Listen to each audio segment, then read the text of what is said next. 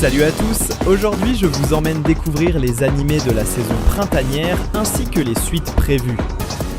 Premier arrêt sur The Ramparts of Ice par le même auteur que You and I Are Polar Opposites, prévu pour le 2 avril.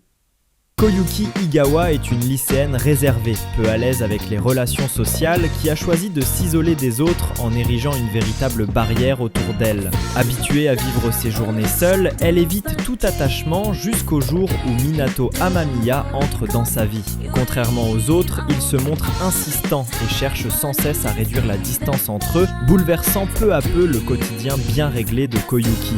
Autour d'eux gravite Miki, une élève populaire qui attire naturellement l'attention, et Yuta, un membre de l'équipe de basket connu pour sa gentillesse et sa simplicité. Ensemble, ces 4 lycéens aux personnalités très différentes vont tisser des liens complexes entre rapprochement, incompréhension et émotions naissantes. À travers leurs interactions parfois maladroites, l'histoire dépeint une jeunesse hésitante où chacun tente de trouver sa place, d'ouvrir son cœur aux autres et de comprendre ses propres sentiments.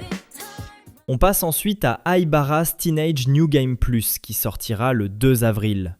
Natsuki Aibara, étudiant en fin de cycle rongé par l'anxiété sociale et ses regrets du lycée, se réveille soudainement 7 ans dans le passé, un mois avant son entrée en première année. Déterminé à ne pas revivre ses erreurs, il décide de saisir cette seconde chance pour changer son destin, devenir populaire, gravir les échelons sociaux et se rapprocher de la fille qu'il aime. Mais malgré sa détermination, il doit faire face à ses anciennes faiblesses et aux imprévus d'une adolescence qu'il tente de réécrire, avec le risque de replonger dans la solitude qu'il cherche à fuir. Continuons avec Kill the Game Mr. Detective, prévu pour le 2 avril. Sakuya Otsuki, fils d'un détective légendaire, cherche à suivre ses traces aux côtés de son assistante Lilitea. Mais il possède une particularité étrange. À chaque enquête, il finit lui-même assassiné, se retrouvant au cœur de l'affaire en tant que victime. Lors d'une mission d'infiltration sur un paquebot de luxe, il est une nouvelle fois tué avant d'avoir pu avancer. Pourtant, il rouvre les yeux à chaque fois, avec Lilitea à ses côtés, prêt à reprendre l'enquête. Pris dans une boucle où mort et vérité sont liés, Sakuya doit résoudre le mystère pour comprendre ce qui lui arrive et déjouer le complot qui se cache derrière ces événements. On retrouve aussi Snowball Earth, sorti programmé le 3 avril. Après une guerre spatiale, Tetsuo survit seul dans une capsule de secours tandis que son compagnon robot Yukio est détruit. Après des années en sommeil, il revient sur Terre et découvre une planète méconnaissable, entièrement gelée sous une épaisse couche de glace, désormais appelée Snowball Earth. Face à ce monde hostile, Tetsuo part en quête de réponses. Que s'est-il passé pendant son absence? Que reste-t-il de l'humanité? Et pourra-t-il tenir la promesse faite à Yukio avant sa destruction? Citons également Demons of the Shadow Realm, par l'autrice de Full Metal Alchemist, qui arrive le 4 avril. Dans un village isolé, les jumeaux Yuru et Asa vivent séparés. Lui est chasseur, tandis qu'elle est enfermée depuis toujours pour accomplir une mystérieuse mission, loin de tout contact. Leur quotidien bascule lorsque des hommes armés, surnommés dragons, attaquent le village à la recherche de Yuru et massacrent les adultes. En tentant de fuir avec sa sœur, Yuru découvre son corps sans vie, mais fait face à une inconnue affirmant être la véritable Asa. Sauvé de justesse par Dera, un étranger, il est poussé à invoquer des démons liés à une divinité du village. Pris dans une situation chaotique, Yuru se retrouve au cœur d'un mystère où vérité, identité et secret du village s'entremêlent. On enchaîne avec Mao, attendu pour le 4 avril. Après avoir perdu ses parents dans un accident, Nanoka Kiba est soudainement projetée dans l'ère Taisho, où elle est sauvée par l'exorciste Mao d'un yokai qui semblait la reconnaître comme l'un des siens. De retour dans le présent, elle découvre qu'elle a acquis d'étranges pouvoirs, la poussant à retourner dans le passé pour comprendre sa véritable nature. Impliquée dans une série de meurtres sanglants aux côtés de Mao, elle apprend que celui-ci est maudit par un démon-chat nommé Byoki, tout comme son épée que personne d'autre ne peut manier sans mourir. Pourtant, lorsque la vie de Mao est en danger, Nanoka brise cette règle en saisissant son arme, au cœur d'un mystère mêlant malédiction, identité et force surnaturelle. Place maintenant à Kanan-sama is Easy as Hell, dont la sortie est programmée le 4 avril.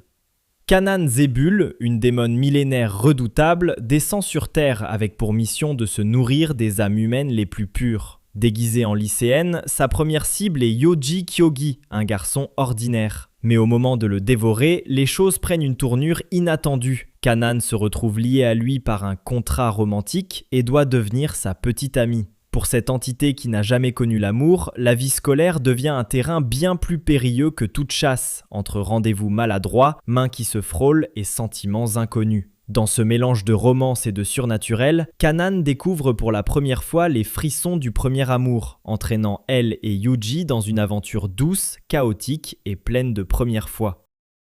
Vient ensuite Akane Banashi, dont la sortie est prévue le 4 avril. Akane Ozaki a toujours été fascinée par le rakugo, l'art de la narration que son père Toru maîtrisait avec brio. Depuis son enfance, elle passait des heures à le regarder et à l'imiter, admirant sa capacité à captiver un public avec un simple éventail et un carré de tissu. Mais alors que Toru s'apprêtait à passer l'ultime examen pour devenir maître Shinichi, sa prestation est brutalement sanctionnée par l'inflexible Issho Arakawa, qui l'expulse à vie de l'école de Rakugo, brisant ainsi ses rêves et le cœur de sa fille. Dévastée mais déterminée, Akane décide de marcher sur les traces de son père pour laver son honneur et comprendre cette injustice. Elle implore Shiguma Arakawa, ancien maître de Toru, de l'accepter comme élève. Bien que réticent et persuadé de ne pas être digne de prendre un nouveau disciple après ce qui est arrivé à son ancien élève, Shiguma met Akane à l'épreuve. Elle devra prouver sa détermination en se produisant devant un public. Ainsi commence le parcours d'Akane dans l'univers exigeant du Rakugo, entre apprentissage rigoureux, volonté de rétablir la réputation de son père et découverte de son propre talent, dans une quête où chaque représentation devient un pas vers la maîtrise et la justice. On poursuit avec Needy Girl Overdose, dont la sortie est fixée au 4 avril. Needy Girl Overdose suit le quotidien intense et chaotique d'OMG Kawaii Angel-chan, alias K-Angel, une jeune streameuse obsédée par l'approbation des autres qui rêve de devenir la numéro 1 des Internet Angels. Chaque jour, elle enchaîne sessions de streaming, collaborations et diverses activités pour séduire de nouveaux abonnés, tout en utilisant différents moyens de gestion du stress pour supporter la pression de sa popularité croissante. Le joueur incarne P, son manager de l'ombre, dont le rôle est de guider et soutenir K-Angel dans cette quête effrénée. À travers une aventure à fins multiples, il faut non seulement faire progresser son nombre d'abonnés, mais aussi veiller à sa santé mentale, gérer ses excès et découvrir les conséquences imprévisibles de ses choix. L'histoire explore ainsi les hauts et les bas de sa vie de streameuse, laissant au joueur le soin de déterminer si K-Angel pourra atteindre son rêve et connaître un véritable happy ending. La saison accueillera également Rooster Fighter, prévu pour le 5 avril. Dans un Japon dévasté par l'apparition des kaiju, d'immenses créatures sanguinaires semant la terreur, les humains luttent pour survivre, impuissants face à ces monstres surpuissants. Seul Keiji, un coq au courage inébranlable et doté d'un cri de bataille surpuissant, ose encore se dresser contre eux. Malgré sa taille modeste face à des ennemis pouvant atteindre 10 étages, sa détermination et sa bravoure n'ont d'égal que son objectif, retrouver celui qui lui a volé la prunelle de ses yeux. Entre affrontements spectaculaires et défis impossibles, Keiji devient le défenseur inattendu de l'humanité, prouvant qu'un petit héros peut changer le destin du monde. Autre anime au programme, Witch Hat Atelier, sorti le 6 avril. Coco, fille d'une humble couturière, a toujours été fascinée par la magie, malgré le secret que les sorciers gardent sur leur pouvoir. Un jour, en espionnant le sorcier itinérant Kifré, elle découvre avec stupeur que son livre d'images préféré n'était en réalité qu'un grimoire magique. Excitée, elle teste immédiatement les sorts, mais l'un d'eux provoque une catastrophe à la maison, mettant sa mère en danger. Sauvée in extremis par Kifré, Coco se voit offrir une chance unique, devenir son apprenti. Sous sa tutelle, elle apprend à maîtriser la magie tout en se préparant à affronter les Brimmed Caps, un groupe d'hérétiques pratiquant des sorts interdits et semant des artefacts magiques parmi les humains. Pour y parvenir, Coco doit perfectionner ses compétences et s'entendre avec les autres disciples de Kifré tout en poursuivant son objectif ultime, protéger sa mère et stopper les Brimmed Caps.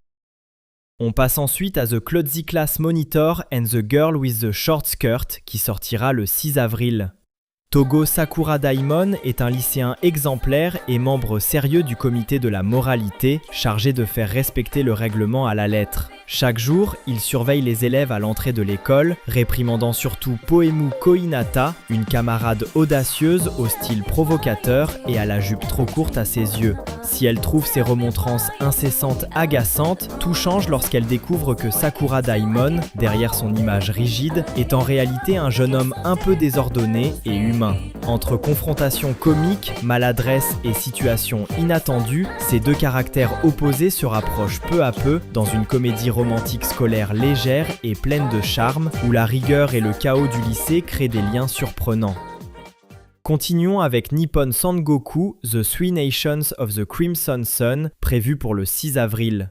Dans un Japon du futur ravagé par une guerre nucléaire, des catastrophes naturelles et une corruption généralisée ayant provoqué une révolution, le pays est désormais divisé en 3 puissances rivales, plongées dans une lutte sans merci pour le contrôle du territoire. Au cœur de ce chaos, Aoteru Misumi, un jeune fonctionnaire de bas rang issu d'un milieu modeste, refuse de rester dans l'ombre. Doté d'une grande intelligence, d'une vaste culture et d'une éloquence capable de rallier les foules, il nourrit l'ambition de mettre fin à cette guerre inutile et de réunifier le Japon. Alors que la diplomatie a disparu au profit de la violence, Misumi entreprend de tracer sa propre voie, posant les bases de ce qui deviendra la légende d'un stratège hors pair capable de changer le destin d'une nation. On retrouve aussi Liar Game, sorti programmé le 6 avril. Nao Kanzaki, une étudiante d'une honnêteté naïve, voit sa vie basculer lorsqu'elle reçoit un colis contenant 100 millions de yens et une invitation forcée au Liar Game Tournament. Dans ce jeu cruel, les participants doivent conserver leur argent pendant 30 jours tout en étant encouragés à tromper et dépouiller leurs adversaires sous peine de se retrouver avec une dette colossale. Dépassé par cet univers fondé sur le mensonge et la manipulation, Nao se tourne vers Shinichi Akiyama, un escroc de génie tout juste sorti de prison, connu pour avoir ruiné une entreprise entière grâce à ses talents. D'abord réticent, il accepte finalement de l'aider face à sa détresse. Ensemble, ils affrontent une série d'épreuves où trahison, stratégie psychologique et alliances fragiles s'enchaînent, révélant peu à peu la véritable nature du jeu et des participants, ainsi que leur propre motivation. Citons également I Made Friends with the Second Prettiest Girl in My Class, qui arrive le 7 avril. Maki Maehara, lycéen solitaire et invisible aux yeux des autres, peine à se faire des amis et s'est résigné à rester en retrait. Sa vie change lorsque Umi Asanagi, surnommée la deuxième fille la plus mignonne de la classe, commence à passer du temps avec lui, préférant sa compagnie à celle de sa meilleure amie Yu Amami, la plus populaire du lycée. Chaque vendredi, ils se retrouvent chez lui, partageant en secret leur passion pour les jeux vidéo, les films, les mangas et la malbouffe, dans une bulle à l'écart du regard des autres. Mais cette relation inattendue attire rapidement l'attention et les jugements, compliquant peu à peu leur complicité naissante et les sentiments qui pourraient en découler. On enchaîne avec Marriage Toxin, attendu pour le 7 avril. Hikaru Gero, héritier d'une puissante famille d'assassins spécialisés dans le poison, a grandi dans l'ombre sans jamais envisager l'amour. Mais lorsque le chef du clan décide de forcer sa sœur à porter un héritier pour préserver la lignée, il refuse de la sacrifier et cherche une autre solution. C'est alors qu'il croise Mei Kinozaki, une brillante arnaqueuse spécialisée dans les mariages, et sa cible du moment. Au lieu de l'éliminer, Hikaru lui fait une demande inattendue, l'aider à se marier lui-même. Surprenant même Mei, cette proposition marque le début d'une alliance improbable. Ensemble, l'assassin d'élite et l'escroc de génie se lancent dans une mission inédite et périlleuse, trouver le mariage parfait tout en naviguant entre manipulation, danger et sentiments inattendus. Place maintenant à Even a Replica Can Fall in Love, dont la sortie est programmée le 7 avril. Lorsque Sunao Aikawa ne va pas en cours, Nao, une réplique parfaite née de son souhait d'avoir un substitut, prend sa place en secret. Invisible aux yeux de tous, elle n'existe que pour la remplacer, sans pouvoir choisir sa propre vie ni son avenir. Un jour, elle se rapproche de Sanada, un camarade qui remarque qu'elle est différente de la véritable Sunao, le premier à percer son secret. À sa demande, il n'interagit avec elle que lorsqu'elle se coiffe différemment, et tous deux partagent des moments à l'écart, développant une relation sincère. Peu à peu, Nao découvre des sentiments amoureux pour lui, mais alors que leur lien se renforce et qu'ils se promettent de se revoir, une question demeure. Que peut devenir cet amour lorsque l'existence même de Nao n'est que temporaire et empruntée ? Vient ensuite Eren de Southpaw, dont la sortie est prévue le 7 avril. Koichi Asakura, passionné de création, cherche à se faire une place dans le monde du design, mais peine à être reconnu pour son travail. Alors qu'il doute de son avenir, une œuvre de graffiti aperçue sur un mur le bouleverse et le mène à Eren Yamagishi, une artiste gauchère de génie, autrefois reconnue jusqu'à New York, mais qui a renoncé à son talent. Leurs chemins se croisent et à travers le dessin, ils tissent un lien mêlant admiration, rivalité et compréhension mutuelle. Tandis que Koichi tente de trouver sa voie et d'être enfin reconnu, Eren lutte pour retrouver sa liberté créative et surmonter ses propres difficultés. Ensemble, ils avancent dans une quête personnelle où l'art devient un moyen de se reconstruire et de redonner un sens à leur passion. On poursuit avec Pardon the Intrusion, I'm Home, dont la sortie est fixée au 7 avril. Rinko Nakama, employée de bureau de 24 ans et otaku secrète, mène une vie solitaire rythmée par son travail et ses passions. Mais son quotidien bascule lorsque son appartement se retrouve relié à ceux de ses deux voisins après que l'un d'eux, au tempérament explosif, détruise le mur. Elle découvre alors que ce dernier n'est autre que Haruma Usada, un mangaka qu'elle admire, tandis que son autre voisin, Akito Satsuki, se révèle doux et attentionné. Privée de son refuge de solitude, Rinko se retrouve plongée dans une cohabitation inattendue où chaque jour apporte son lot de surprises entre tensions, rapprochements et moments imprévus. Dans ce chaos, elle pourrait bien vivre pour la première fois une véritable histoire entre romance naissante et vie quotidienne bouleversée. La saison accueillera également Girls Can Be Kind to Otaku, prévu pour le 8 avril. Takuya Seo, lycéen discret et passionné d'anime, vit en retrait au fond de la classe, loin des élèves populaires comme Ijichi et Amane. Tout semble les opposer, jusqu'au jour où un simple emprunt de gomme déclenche une interaction inattendue. En laissant échapper son amour pour un animé, Takuya est surpris par la réaction d'Amane, qui corrige immédiatement ses propos, malgré le fait qu'elle prétende ne pas s'y intéresser. Derrière son image de fille populaire se cacherait en réalité une véritable otaku. Ce moment marque le début d'un rapprochement improbable entre deux élèves issus de mondes opposés, où secrets, passions communes et différences sociales viennent peu à peu brouiller les frontières entre apparence et réalité. Autre animé au programme, The Warrior Princess and the Barbaric King, sorti le 9 avril. Serafina de Lavillan, réputée comme la plus puissante chevalière de l'Ouest, voit son destin basculer après sa défaite face aux forces de l'Est. Capturée par les barbares, elle s'attend au pire, torture, humiliation et exécution. Pourtant, contre toute attente, le chef ennemi lui propose non pas la mort, mais le mariage. Déchirée entre son honneur de chevalière et cette situation incompréhensible, Serafina est contrainte de cohabiter avec celui qu'elle considérait comme son ennemi. Dans cet environnement hostile, elle découvre peu à peu une réalité bien différente de ce qu'elle imaginait, tandis que cette union inattendue pourrait bien bouleverser sa vision du monde et marquer le début d'une relation aussi improbable que troublante. On passe ensuite à Ken le Survivant, remake, qui sortira le 10 avril. Dans un futur ravagé par une guerre nucléaire, la Terre n'est plus qu'un désert hostile où les océans ont disparu et où la loi du plus fort domine. L'humanité survivante est divisée entre oppresseurs et victimes, livrée à une violence constante orchestrée par des gangs sans pitié. Au milieu de ce chaos apparaît Kenshiro, un guerrier solitaire reconnaissable à ses 7 cicatrices en forme de grand ours. Héritier du redoutable art martial Hokuto Shinken, capable de détruire ses ennemis de l'intérieur en frappant leurs points vitaux, il parcourt ce monde dévasté pour protéger les plus faibles. Mais derrière son combat pour la justice se cache un objectif personnel, retrouver et vaincre son rival Shin, responsable de l'enlèvement de sa bien-aimée Yuria. Entre affrontements impitoyables et quête de rédemption, Kenshiro entame un voyage qui fera de lui une véritable légende dans cet univers sans espoir. Continuons avec Kill Blue, prévu pour le 11 avril. Jutsu Ogami, assassin légendaire de 39 ans dont aucune mission n'a jamais échoué, voit sa vie basculer après avoir éliminé un puissant cartel. Une piqûre mystérieuse de guêpe le transforme en collégien de 13 ans. Incapable de reprendre le cours normal de sa vie d'adulte, il reçoit un ordre inattendu de son patron, infiltrer un collège sous cette nouvelle apparence. Plongé dans un univers d'adolescents, de cours, de rivalité et d'amitié naissante, Jutsu doit naviguer entre le chaos scolaire et les dangers persistants de son ancienne vie de tueur. Tandis qu'il apprend à gérer cette existence inattendue, des ennemis prêts à l'éliminer se rapprochent, menaçant de mettre fin à sa seconde vie avant même qu'elle ne commence. Entre action, comédie et suspense, Jutsu doit trouver un moyen de survivre et peut-être de redevenir l'assassin qu'il était.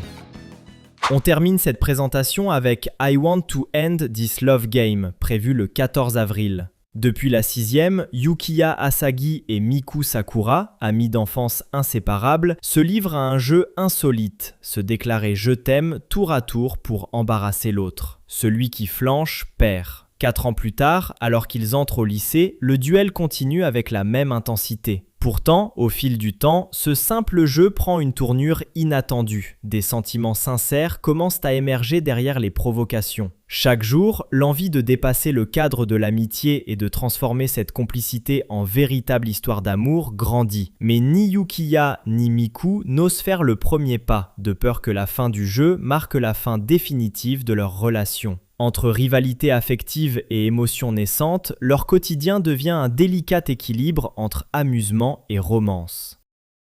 Voilà pour les nouveautés, il est temps de découvrir les suites très attendues de cette saison.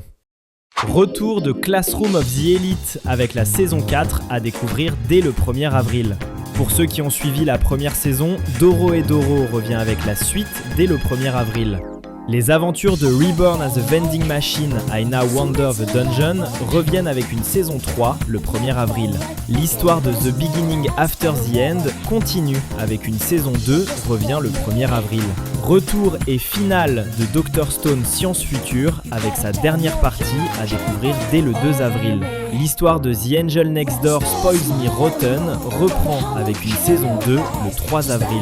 Après les événements de la saison précédente, That Time I Got Reincarnated as a Slime reprendra le 3 avril. Retour de Welcome to Demon School Iruma-kun avec une nouvelle saison à découvrir dès le 4 avril. Ascendance of a Bookworm, Adopted Daughter of an Archduke revient avec une saison 4 le 4 avril. Pour tous ceux qui ont suivi la première saison, Farming Life in Another World reprend le 6 avril.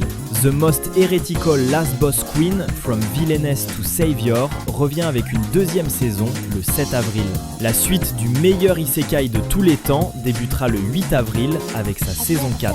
L'histoire interminable de Rent a Girlfriend continue avec une saison 5 le 10 avril. Les aventures continuent dans la saison 2 de Wistoria Wand and Sword, prévue le 12 avril.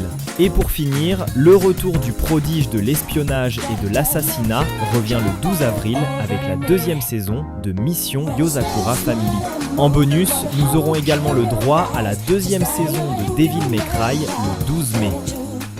Voilà pour tous les animés de cette saison. J'espère que ce tour d'horizon vous a plu. Dites-moi en commentaire lesquels vous attendez le plus. Et si vous voulez que je fasse une vidéo plus détaillée sur certains d'entre eux.